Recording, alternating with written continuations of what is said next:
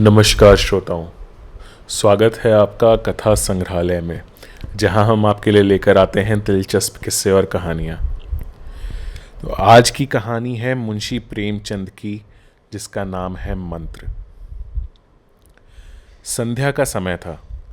Doctor Chadha golf खेलने के लिए तैयार हो रहे थे। मोटर द्वार के सामने खड़ी थी कि दो कहार एक डोली लिए आते दिखाई दिए। डोली के पीछे एक बूढ़ा लाठी टेकता चला आता था। डोली औषधालय के सामने आकर रुक गई। बूढ़े ने धीरे धीरे आकर द्वार पर पड़ी हुई चिक से झांका। ऐसी साफ सुथरी जमीन पर पैर रखते हुए भय हो रहा था कि कोई घुड़क न बैठे। डॉक्टर साहब को खड़े देखकर भी उसे कुछ कहने का साहस न हुआ। डॉक्टर साहब ने चिक के अंदर से गरज कर कहा, कौन है, क्या चाहता है? बूढ़े ने हाथ जोड़कर कहा, हुजूर, बड़ा गरीब आदमी हूँ, मेरा लड़का कई दिन से। डॉक्टर साहब ने उसकी बात बीच में रोककर सिगार जलाते हुए कहा, कल सवेरे आना, कल सवेरे, हम इस वक्त मरीजों को नहीं देखते। बूढ़े ने घुटने टेककर ज़मीन पर सर रख दिया और बोला, दुहाई है सरकार की, लड़का मर जाएगा। हुजूर, 4 दिन से आंखें नहीं। डॉक्टर चड्ढा ने कलाई पर नज़र डाली। केवल 10 मिनट समय और बाकी था। गोल स्टिक खूंटी से उतारते हुए बोले, कल सवेरे आओ, कल सवेरे, ये हमारे खेलने का समय है। बूढ़े ने पगड़ी उतारकर चौखट पर रख दी और रोते हुए बोला, हुजूर, एक निगाह देख लें, बस एक निगाह, लड़का हाथ से चला जाएगा हुजूर। 7 लड़कों में यही एक बच रहा है हुजूर। हम दोनों आदमी रो रो कर मर जाएंगे। सरकार आपकी बढ़ती होए दीन बंधु। ऐसे उज्जड़ देहाती यहाँ प्राय रोज आया करते थे। डॉक्टर साहब उनके स्वभाव से खूब परिचित थे। कोई कितना ही कुछ कहे पर वे अपनी ही रट लगाते जाएंगे, किसी की सुनेंगे नहीं। धीरे से चिक उठाई और बाहर निकलकर मोटर की तरफ चले। बूढ़ा यह कहता हुआ उनके पीछे दौड़ा, सरकार बड़ा धर्म होगा हुजूर, दया कीजिए, बड़ा दीन दुखी हूँ सरकार, संसार में और कोई नहीं बाबूजी। मगर डॉक्टर साहब ने उसकी ओर मुंह फेर कर देखा तक नहीं। मोटर पर बैठकर सिगार पीते हुए बोले, कल सवेरे आना। मोटर चली गई। बूढ़ा कई मिनट तक मूर्ति की भांति निश्चल खड़ा रहा। संसार में ऐसे मनुष्य भी होते हैं जो अपने आमोद प्रमोद के आगे किसी की जान की भी परवाह नहीं करते। शायद इसका उसे अब भी विश्वास न आता था। सभ्य संसार इतना निर्मम, इतना कठोर है, इसका ऐसा मर्म भेदी अनुभव अब तक ना हुआ था। वह उन पुराने ज़माने के जीवों में था जो लगी हुई आग को बुझाने, मुर्दे को कंधा देने, किसी के छप्पर को उठाने और किसी कलह को शांत करने के लिए सदैव तैयार रहते थे। जब तक बूढ़े को मोटर दिखाई दी, वह खड़ा टकटकी लगाए उसी ओर ताकता रहा। शायद उसे अब भी डॉक्टर साहब के लौट आने की आशा थी। फिर उसने कहारों से डोली उठाने को कहा। डोली जिधर से आई थी उधर ही चली गई। चारों ओर से निराश होकर वह डॉक्टर चड्ढा के पास आया था। इनकी बड़ी तारीफ सुनी थी। यहाँ से निराश होकर फिर वह किसी दूसरे डॉक्टर के पास ना गया। किस्मत ठोक ली।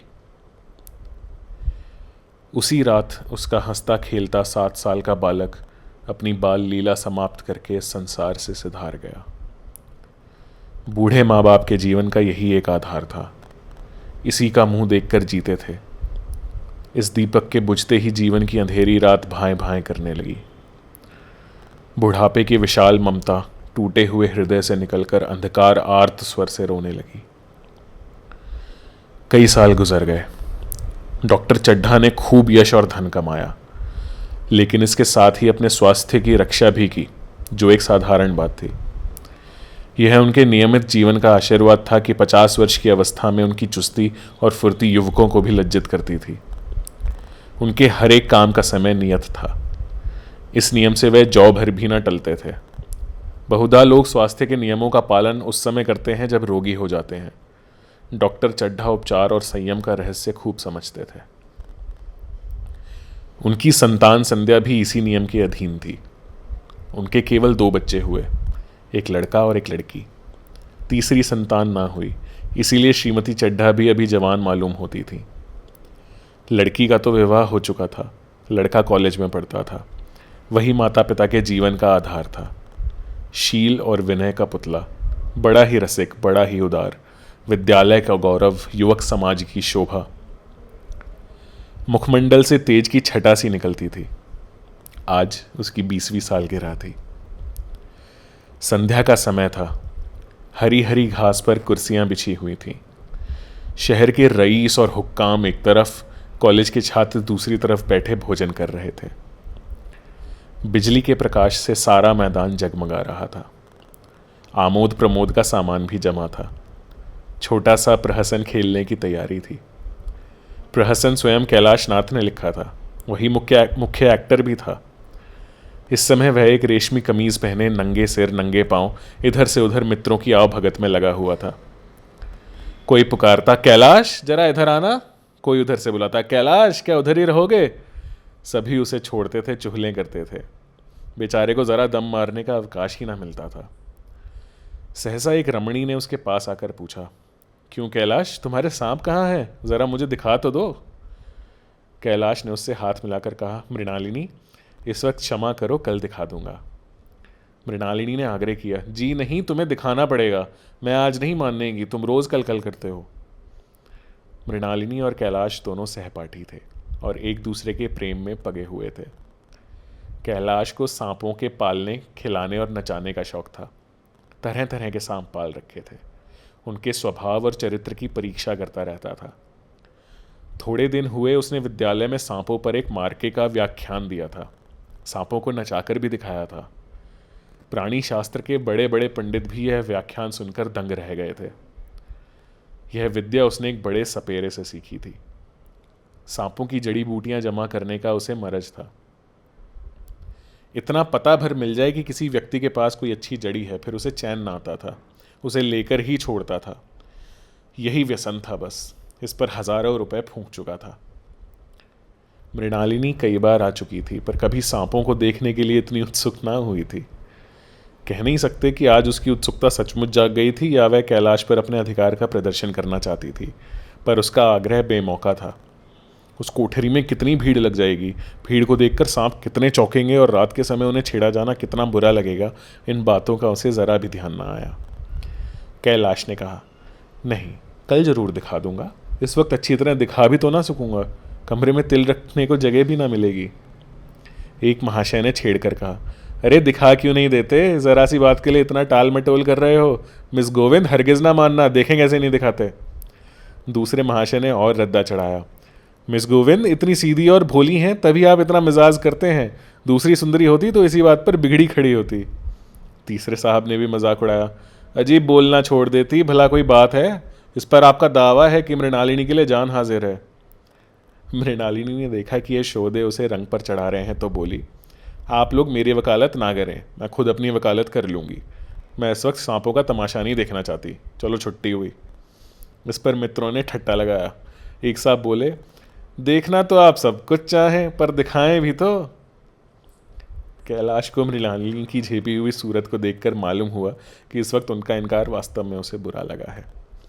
ज्यों ही प्रीति भोज समाप्त हुआ और गाना शुरू हुआ, उसने मृणालिनी और अन्य मित्रों को सांपों के दरबे के सामने ले जाकर महुवर बजाना शुरू कर दिया। फिर एक एक खाना खोलकर एक एक सांप को निकालने लगा। वाह क्या कमाल था। ऐसा जान पड़ता था कि वे कीड़े उसकी एक एक बात, उसके मन का एक एक भाव समझते हैं। किसी को उठा लिया, किसी को गर्दन में डाल लिया, किसी को हाथ में लपेट लिया। मृणालिनी बार बार मना करती कि इन्हें गर्दन में ना डालो, दूर से ही दिखा दो, बस ज़रा सा नचा दो। कैलाश की गर्दन में सांपों को लिपटते देखकर उसकी जान निकली जाती थी। पछता रही थी कि मैंने व्यर्थ ही इनसे सांप दिखाने को कहा, मगर कैलाश एक ना सुनता था। प्रेमिका के सम्मुख अपनी सर्प कला प्रदर्शन का ऐसा अवसर पाके वह कब चूकता। एक मित्र ने टीका की, दांत तोड़ डाले होंगे। कैलाश हंसकर बोला, अरे दांत तोड़ डालना मदारियों का काम है, किसी के दांत नहीं तोड़े गए, कहिए तो दिखा दूं। कहकर उसने काले सांप को पकड़ लिया और बोला, मेरे पास इससे बड़ा और जहरीला सांप दूसरा नहीं है, अगर किसी को काट ले तो आदमी आनन फानन में मर जाए, लहर भी ना आए। इसके कांटे पर मंत्र नहीं, इसके दांत दिखा दूं। मृणालिनी ने उसका हाथ पकड़कर कहा, नहीं नहीं कैलाश, ईश्वर के लिए इसे छोड़ दो, तुम्हारे पैरों पड़ती हूँ। इस पर एक दूसरे मित्र बोले, मुझे तो विश्वास नहीं आता, लेकिन तुम कहते हो तो मान लूँगा। कैलाश ने सांप की गर्दन पकड़कर कहा, नहीं साहब, आप आंखों से देख कर मानिए, दांत तोड़कर वश में किया तो क्या, सांप बड़ा समझदार होता है, अगर उसे विश्वास हो जाए कि इस आदमी से मुझे कोई हानि ना पहुंचेगी तो वह उसे हरगिज ना काटेगा। मृणालिनी ने जब देखा कि कैलाश पर इस वक्त भूत सवार है तो उसने यह तमाशा ना करने के विचार से कहा, अच्छा भाई अब चलो यहाँ से, देखा गाना शुरू हो गया है, आज मैं भी कोई चीज़ सुनाऊंगी। ये कहते हुए उसने कैलाश का कंधा पकड़कर चलने का इशारा किया और कमरे से निकल गई। मगर कैलाश विरोधियों का शंका समाधान करके ही दम लेना चाहता था। उसने सांप की गर्दन पकड़कर जोर से दबाई, इतनी जोर से दबाई कि उसका मुंह लाल हो गया, देह की सारी नसें तन गई। सांप ने अब तक उसके हाथों ऐसा व्यवहार ना देखा था। उसकी समझ में ना आता था कि यह मुझसे क्या चाहते हैं। उसे शायद भ्रम हुआ कि मुझे मार डालना चाहते हैं, अतएव वह आत्मरक्षा के लिए तैयार हो गया। कैलाश ने उसकी गर्दन खूब दबाकर मुंह खोल दिया और उसके जहरीले दांत दिखाते हुए बोला, जिन सज्जनों को शक हो आकर देख लें। आया विश्वास या अब भी कुछ शक है? मित्रों ने आके उसके दांत देखे और चकित हो गए। प्रत्यक्ष प्रमाण के सामने संदेह को स्थान कहाँ। मित्रों का शंका निवारण करके कैलाश ने सांप की गर्दन ढीली कर दी और उसे जमीन पर रखना चाहा, पर वह काला गेहूं क्रोध से पागल हो रहा था। गर्दन नरम पड़ते ही उसने सिर उठाकर कैलाश की उंगली में जोर से काटा और वहां से भागा। कैलाश की उंगली से टप टप खून टपकने लगा। उसने जोर से उंगली दबा ली और अपने कमरे की तरफ दौड़ा। वहां मेज की दराज में एक जड़ी रखी हुई थी जिसे पीस कर लगा देने से घातक विष भी रफू हो जाता था। मित्रों में हलचल पड़ गई। बाहर महफिल में भी खबर हुई। डॉक्टर साहब घबरा कर दौड़े। फौरन उंगली की जड़ कसकर बांधी गई और जड़ी पीसने के लिए दी गई। डॉक्टर साहब जड़ी के कायल ना थे। वह उंगली का डसा भाग नश्तर से काट देना चाहते, मगर कैलाश को जड़ी पर पूर्ण विश्वास था। मृणालिनी पियानो पर बैठी हुई थी। यह खबर सुनते ही दौड़ी और कैलाश की उंगली से टपकते हुए खून को रुमाल से पूंछने लगी। जड़ी पीसी जाने लगी, पर उसी 1 मिनट में कैलाश की आंखें झपकने लगी। ओठों पर पीलापन दौड़ने लगा, यहां तक कि वह खड़ा न रह सका, फर्श पर बैठ गया। सारे मेहमान कमरे में जमा हो गए। कोई कुछ ना कहता था। इतने में जड़ी पीस कर आ गई। मृणालिनी ने उंगली पर लेप किया। 1 मिनट और बीता। कैलाश की आंखें बंद हो गईं। वह लेट गया और हाथ से पंखा झलने का इशारा किया। माँ ने दौड़कर उसका सिर गोद में रख लिया और बिजली का टेबल फैन लगा दिया। डॉक्टर साहब ने झुककर पूछा, कैलाश कैसी तबीयत है? कैलाश ने धीरे से हाथ उठा लिए पर कुछ बोल ना सका। मृणालिनी ने करुण स्वर में कहा, क्या जड़ी कुछ असर ना करेगी? डॉक्टर साहब ने सिर पकड़कर कहा, क्या बताऊं, मैं इसकी बातों में आ गया। अब तो नश्तर थे भी कुछ फायदा ना होगा। आधे घंटे तक यही हाल रहा। कैलाश की दशा प्रति क्षण बिगड़ती जाती थी, यहाँ तक कि उसकी आंखें पथरा गईं, हाथ पांव ठंडे पड़ गए, मुख की कांति मलिन पड़ गई, नाड़ी का कहीं पता नहीं। मौत के सारे लक्षण दिखाई देने लगे। घर में कोहराम मच गया। मृणालिनी एक और सिर पीटने लगी। माँ अलग पछाड़े खाने लगी। डॉक्टर चड्ढा को मित्रों ने पकड़ लिया, नहीं तो वह नश्तर अपनी गर्दन पर मार लेते। एक महाशय बोले, कोई मंत्र झाड़ने वाला मिले तो संभव है अब भी जान बच जाए। एक मुसलमान सज्जन ने इसका समर्थन किया, अरे साहब, कब्र में पड़ी हुई लाशें जिंदा हो गई हैं, ऐसे ऐसे बाकमाल पड़े हुए हैं। डॉक्टर चड्ढा बोले, मेरी अक्ल पर पत्थर पड़ गया था, किसकी बातों में आ गया। नश्तर लगा देता तो यह नौबत ही क्यों आती। बार बार समझाता रहा कि बेटा सांप ना पालो, मगर कौन सुनता था। बुलाइए, किसी झाड़ फूंक करने वाले को ही बुलाइए। मेरा सब कुछ ले ले, मैं अपनी सारी जायदाद उसके पैरों में रख दूंगा, लगोटी बांधकर घर से निकल जाऊंगा, मगर मेरा कैलाश, मेरा प्यारा कैलाश उठ बैठे। ईश्वर के लिए किसी को बुलवाइए। एक महाशय का किसी झाड़ने वाले से परिचय था। वह दौड़कर उसे बुला लाए, मगर कैलाश की सूरत देखकर उसे मंत्र चलाने की हिम्मत ना पड़ी। बोला, अब क्या हो सकता है सरकार, जो कुछ होना था हो चुका। अरे मूर्ख, यह क्यों नहीं कहता कि जो कुछ ना होना था वह कहाँ हुआ। माँ बाप ने बेटे का सेहरा कहाँ देखा। मृणालिनी का कामना तरु या पल्लव और पुष्प से रंजित हो उठा। मन के वह स्वर्ण स्वप्न जिनसे जीवन आनंद का स्रोत बना हुआ था, क्या पूरे हो गए? जीवन के नृत्य में तारे का मंडित सागर में आमोद की बहार लूटते हुए क्या उनकी नौका जलमग्न नहीं हो गई? जो ना होना था वह हो गया। वही हरा भरा मैदान था, वही सुनहरी चांदनी एक निशब्द संगीत की भांति प्रकृति पर छाई हुई थी। वही मित्र समाज था, वही मनोरंजन के समान थे, मगर जहां हास्य की ध्वनि थी वहां करुण क्रंदन और अश्रु प्रवाह था।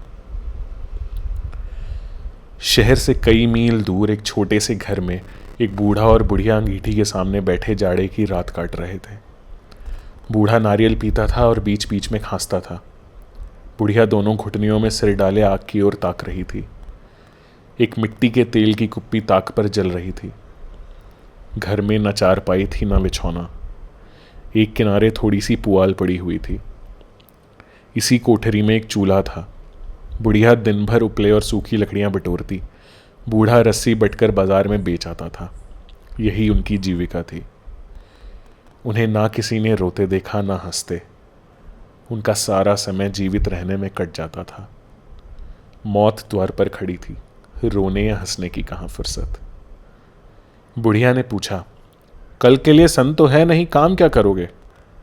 जाकर झगड़ू शाह से 10 सेर सन उधार लाऊंगा। उसके पहले के पैसे तो दिए ही नहीं और उधार कैसे देगा? ना देगा ना सही, घास तो कहीं गई नहीं, दोपहर तक क्या 2 आने की भी ना काटूंगा। इतने में एक आदमी ने द्वार पर आवाज दी, भगत भगत, अरे भगत क्या सो गए? जरा किवाड़ खोलो। भगत ने उठकर किवाड़ खोल दिए। एक आदमी ने अंदर आकर कहा, अरे कुछ सुना? डॉक्टर चड्डा बाबू के लड़के को सांप ने काट लिया। भगत ने चौंक कर कहा, चड्ढा बाबू के लड़के को? वही चड्ढा बाबू है ना जो छावनी में बंगले में रहते हैं? हाँ हाँ वही, शहर में हल्ला मचा हुआ है, जाते हो तो जाओ, आदमी बन जाओगे। बूढ़े ने कठोर भाव से सिर हिलाकर कहा, मैं नहीं जाता, मेरी बला जाए। वही चड्ढा है, खूब जानता हूं। भैया लेकर उन्हीं के पास गया था। खेलने जा रहे थे, पैरों पर गिर पड़ा कि एक नज़र देख लीजिए, मगर सीधे मुंह बात तक ना की। भगवान बैठे सुन रहे थे, अब जान पड़ेगा कि बेटे का गम कैसा होता है। कई लड़के हैं। नहीं जी, यहाँ तो एक लड़का था, सुना है सबने जवाब दे दिया। भगवान बड़ा कारसाज है। उस बखत मेरी आंख से आंसू निकल पड़े थे, पर उन्हें तनिक भी दया ना आई थी। मैं तो उनके द्वार पर होता तो भी बात ना पूछता। तो ना जाओगे? हमने जो सुना था सो कह दिया। अच्छा किया अच्छा किया। कलेजा ठंडा हो गया, आंखें ठंडी हो गई, लड़का भी ठंडा हो गया होगा। तुम जाओ, आज चैन की नींद सोऊंगा। फिर बुढ़िया से बोला, ज़रा तंबाकू ले ले, एक चिल्ला और पीऊँगा। अब मालूम होगा लाला को, सारी साहबी निकल जाएगी। हमारा क्या बिगड़ा? लड़के के मर जाने से कुछ राज तो नहीं चला गया? जहाँ 6 बच्चे गए थे वहाँ एक और चला गया। तुम्हारा तो राज सुना हो जाएगा। उसी के वास्ते सबका गला दबा दबा कर जोड़ा था ना। अब क्या करोगे? एक बार देखने जाऊँगा, पर कुछ दिन बाद में जहाज का हाल पूछूंगा। आदमी चला गया। भगत ने किवाड़ बंद कर लिए और तब चिलम पर तंबाकू रखकर पीने लगा। बुढ़िया ने कहा, इतनी रात गए जाड़े पाले में कौन जाएगा? अरे दोपहर ही होता तो मैं ना जाता। सवारी दरवाजे पर लेने आती तो भी ना जाता। भूल नहीं गया हूँ। पन्ना की सूरत आंखों में फिर रही है। इस निर्दयी ने उसे एक नज़र देखा तक नहीं। क्या मैं ना जानता था कि वह ना बचेगा? खूब जानता था। चड्ढा भगवान नहीं थे कि उनके एक निगाह देख लेने से अमृत बरस जाता। नहीं, खाली मन की दौड़ थी। अब किसी दिन जाऊंगा और कहूँगा, क्यों साहब, कहिए क्या रंग है? दुनिया बुरा कहेगी, कहे, कोई परवाह नहीं। छोटे आदमियों में तो सब ऐब हैं, बड़ों में कोई ऐब नहीं होता, देवता होते हैं। भगत के लिए यह जीवन में पहला अवसर था कि ऐसा समाचार पाकर वह बैठा रह गया हो। 80 वर्ष के जीवन में ऐसा कभी ना हुआ था कि सांप की खबर पाकर वह दौड़ ना गया हो। माघ पूस की अंधेरी रात, चैत बैसाख की धूप और लू, सावन भादों की चढ़ी हुई नदी और नाले, किसी की उसने कभी परवाह नहीं की। वह तुरंत घर से निकल पड़ता था, निस्वार्थ निष्काम। लेन देन का विचार भी कभी दिल में नहीं आया। यह ऐसा काम ही ना था। जान का मूल्य कौन दे सकता है? यह एक पुण्य कार्य था।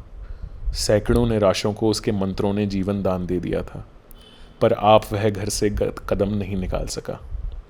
यह खबर सुनकर सोने जा रहा है। बुढ़िया ने कहा, तम्बाकू अंगीठी के पास रखी हुई है, उसके भी आज 2.5 पैसे हो गए, देती ही ना थी। बुढ़िया यह कहकर लेटी। बूढ़े ने कुप्पी बुझाई, कुछ देर खड़ा रहा, फिर बैठ गया, अंत में लेट गया। पर यह खबर उसके हृदय पर बोझे की भांति रखी हुई थी। उसे ऐसा लग रहा था जैसे उसकी कोई चीज़ खो गई है, जैसे सारे कपड़े गीले हो गए हैं या पैरों में कीचड़ लगा हुआ है, जैसे कोई उसके मन में बैठा हुआ है, उसे घर से निकालने के लिए कुरेद रहा है। बुढ़िया ज़रा देर में खर्राटे लेने लगी। बूढ़े बातें करते करते सोते हैं और ज़रा सा खट होते ही जाग जाते हैं। तब भगत उठा, अपनी लकड़ी उठा ली और धीरे से किवाड़ खोले। बुढ़िया ने पूछा, अरे कहाँ जाते हो? कहीं नहीं देखता था कि कितनी रात है? अभी बहुत रात है, सो जाओ। नींद नहीं आती। नींद कहाँ आवेगी? मन तो चड्ढा के घर पे लगा हुआ है। चड्ढा ने मेरे साथ कौन सी नेकी कर दी है जो वहाँ जाऊँ, वह आकर पैरों में पड़े तो भी ना जाऊँ। उठे तो तुम इसी इरादे से ही? नहीं री, ऐसा पागल नहीं हूँ जो मुझे कांटे बोए उसके लिए फूल बोता फिरूं। बुढ़िया फिर सो गई। भगत ने किवाड़ लगा दिया और फिर आकर बैठा, पर उसके मन की कुछ ऐसी दशा थी जो बाजे की आवाज़ कान में पड़ते ही उपदेश सुनने वालों की होती है। आंखें चाहे उपदेशक की ओर हों, पर कान बाजे ही की ओर होते हैं। दिल में भी बापे की ध्वनि गूंजती रहती है। शर्म के मारे जगह से नहीं उठता। निर्दयी प्रतिघात का भाव भगत के लिए उपदेशक था, पर हृदय उस अभागे युवक की ओर था जो इस समय मर रहा था, जिसके लिए एक एक पल का विलंब घातक था। उसने फिर किवाड़ खोले, इतनी धीरे से कि बुढ़िया को खबर भी ना हुई। बाहर निकल आया। उसी वक्त गांव का चौकीदार गश्त लगा रहा था। बोला, अरे कैसे उठे भगत बाबू, आज तो बड़ी सर्दी है, कहीं जा रहे हो क्या? भगत ने कहा, नहीं जी, जाऊंगा कहाँ, देखता था अभी कितनी रात है। भला के बजे होंगे? चौकीदार बोला, 1 बजा होगा और क्या। अभी थाने से आ रहा था तो चड्ढा डॉक्टर बाबू के बंगले पर बड़ी भीड़ लगी हुई थी। उनके लड़के का हाल तो तुमने सुना होगा, कीड़े ने छू लिया है, चाहे मर भी गया हो। तुम चले जाओ तो शायद बच जाए। सुना है 10,000 तक देने को तैयार हैं। भगत बोला, मैं तो ना जाऊं चाहे वे 10 लाख भी दें। मुझे 10,000 या 10 लाख लेकर क्या करना है? कल मर जाऊंगा, फिर कौन भोगने वाला बैठा हुआ है? चौकीदार चला गया। भगत ने आगे पैर बढ़ाया। जैसे नशे में आदमी की देह अपने काबू में नहीं रहती, पैर कहीं रखता है पड़ता कहीं है, कहता कुछ है ज़बान से निकलता कुछ है, वही हाल इस समय भगत का था। मन में प्रतिकार था, पर कर्म मन के अधीन न था। जिसने कभी तलवार नहीं चलाई वह इरादा करने पर भी तलवार नहीं चला सकता। उसके हाथ कांपते हैं, उठते ही नहीं। भगत लाठी खटखट करता लपका चला जाता था। चेतना रुकती थी, पर उपचेतना ठेलती थी। सेवक स्वामी पर हावी था। आधी राह निकल जाने के बाद सहसा भगत रुक गया। हिंसा ने क्रिया पर विजय पाई। मैं यूं ही इतना दूर चला आया, इस जाड़े पाले में मरने की मुझे क्या पड़ी थी? आराम से सोया क्यों नहीं? नींद ना आती ना सही, 2-4 भजन ही गा लेता। व्यर्थ इतनी दूर दौड़ा आया। चड्ढा का लड़का रहे या मेरी बला से। मेरे साथ उन्होंने ऐसा कौन सा सुलूक किया था कि मैं उनके लिए मरूं? दुनिया में हजारों मरते हैं, हजारों जीते हैं, मुझे किसी के मरने जीने से क्या मतलब? मगर उपचेतन ने अब एक दूसरा रूप धारण किया, जो हिंसा से बहुत कुछ मिलता जुलता था। वह झाड़ फूंक करने नहीं जा रहा है। वह देखेगा कि लोग क्या कर रहे हैं। डॉक्टर साहब का रोना पीटना देखेगा, किस तरह सिर पीटते हैं, किस तरह पछाड़े खाते हैं। वे लोग तो विद्वान होते हैं, सब्र कर जाते होंगे। हिंसा भाव को यूं धीरज देता हुआ वह फिर आगे बढ़ा। इतने में 2 आदमी आते दिखाई दिए। दोनों बातें करते चले आ रहे थे। चड्ढा बाबू का घर उजड़ गया, वही तो एक लड़का था। भगत के कान में यह आवाज़ पड़ी। उसकी चाल और भी तेज हो गई। थकान के मारे पांव न उठते थे। शिरोभाग इतना बढ़ा जाता था मानो अब मुंह के बल गिर पड़ेगा। इस तरह वह कोई 10 मिनट चला होगा कि डॉक्टर साहब का बंगला नजर आया। बिजली की बत्तियां जल रही थीं, मगर सन्नाटा छाया हुआ था। रोने पीटने की आवाज़ भी ना आती थी। भगत का कलेजा धक धक करने लगा। कहीं मुझे बहुत देर तो नहीं हो गई? वह दौड़ने लगा। अपनी उम्र में वह इतना तेज कभी ना दौड़ा था। बस यही मालूम होता था मानो उसके पीछे मौत दौड़ी आ रही है। 2 बज गए थे। मेहमान विदा हो गए। रोने वालों में केवल आकाश के तारे रह गए थे, और सभी रो रो कर थक गए थे। बड़ी उत्सुकता के साथ लोग रह रहे आकाश की ओर देखते थे कि किसी तरह सुबह हो और लाश गंगा की गोद में दी जाए। सहसा भगत ने द्वार पर पहुंचकर आवाज़ दी। डॉक्टर साहब समझे कोई मरीज आया होगा। किसी और दिन उन्होंने उस आदमी को दुत्कार दिया होता, मगर आज बाहर निकल आए। देखा एक बूढ़ा आदमी खड़ा है, कमर झुकी हुई, पोपला मुंह, भौहें तक सफ़ेद हो गई थी, लकड़ी के सहारे कांप रहा था। बड़ी नम्रता से बोले, क्या है भाई? आज तो हमारे ऊपर ऐसी मुसीबत पड़ गई है कि कुछ कहते नहीं बनता। फिर भी आना, इधर 1 महीना तक तो मैं शायद किसी मरीज को देख भी ना सकूंगा। भगत ने कहा, सुन चुका हूँ बाबूजी, इसीलिए आया हूँ। भैया कहाँ है, जरा मुझे दिखा दीजिए। भगवान बड़ा कारसाज है, मुर्दे को भी जला सकता है, कौन जाने अब भी उसे दया आ जाए। चड्ढा ने व्यथित स्वर से कहा, चलो देख लो, मगर 3-4 घंटे हो गए हैं, जो कुछ होना था हो चुका। बहुतेर झाड़ने फूकने वाले देख देख कर चले गए। डॉक्टर साहब को आशा तो क्या होती, हाँ बूढ़े पर दया आ गई। अंदर ले गए। भगत ने लाश को 1 मिनट तक देखा, तब मुस्कुराकर बोला, अभी कुछ बिगड़ा नहीं है बाबूजी, ये नारायण चाहेंगे तो आध घंटे में भैया उठ बैठेंगे। आप नाहक दिल छोटा कर रहे हैं, जरा कहारों से कहिए पानी तो भरे। कहारों ने पानी भर भर कर कैलाश को नहलाना शुरू किया। पाइप बंद हो गया था। कहारों की संख्या अधिक ना थी, इसलिए मेहमानों ने अहाते के बाहर के कुएं से पानी भर भर कर कहारों को दिया। मृणालिनी कलसा लिए पानी ला रही थी। बूढ़ा भगत खड़ा मुस्कुरा मुस्कुरा कर मंत्र पढ़ रहा था, मानो विजय उसके सामने खड़ी है। जब एक बार मंत्र समाप्त हो जाता, तब वह एक जड़ी कैलाश कर के सिर पर डालते और ना जाने कितनी बार भगत ने यह मंत्र फूंका। आखिर जब उषा ने अपनी लाल लाल आंखें खोलीं, तो कैलाश की भी लाल लाल आंखें खुल गईं। एक क्षण में उसने अंगड़ाई ली और पानी पीने को मांगा। डॉक्टर चड्ढा ने दौड़कर नारायणी को गले लगा लिया। नारायणी दौड़कर भगत के पैरों पर गिर पड़ी और मृणालिनी कैलाश के सामने आंखों में आंसू भरे पूछने लगी, अब तबीयत कैसी है? एक क्षण में चारों तरफ खबर फैल गई। मित्रगण मुबारकबाद देने आने लगे। डॉक्टर साहब बड़े श्रद्धा भाव से हर एक के सामने भगत का यश गाते फिरते थे।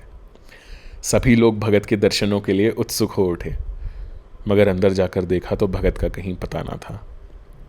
नौकरों ने कहा, अरे अभी तो यहीं बैठकर चिल्लम पी रहे थे, हम लोग तमाकू देने लगे तो नहीं ली, अपने पास से तमाकू निकाल कर भरी। यहां तो भगत की चारों ओर तलाश होने लगी और भगत लपका हुआ घर चला जा रहा था कि बुढ़िया के उठने से पहले पहुंच जाऊं। जब मेहमान लोग चले गए तो डॉक्टर साहब ने नारायणी से कहा, बुढ़ा ना जाने कहाँ चला गया, एक चिलम तंबाकू का भी रवादार ना हुआ। नारायणी ने कहा, मैंने तो सोचा था इसे कोई बड़ी रकम दूंगी। चड्ढा बोले, रात को तो मैंने नहीं पहचाना, पर जरा साफ होने पर पहचान गया।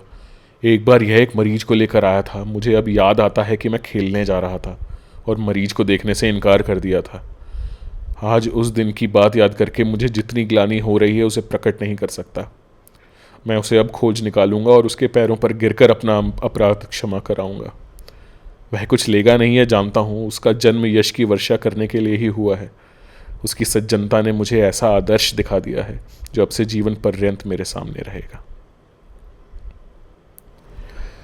तो ये थी आज की एक दिलचस्प कथा।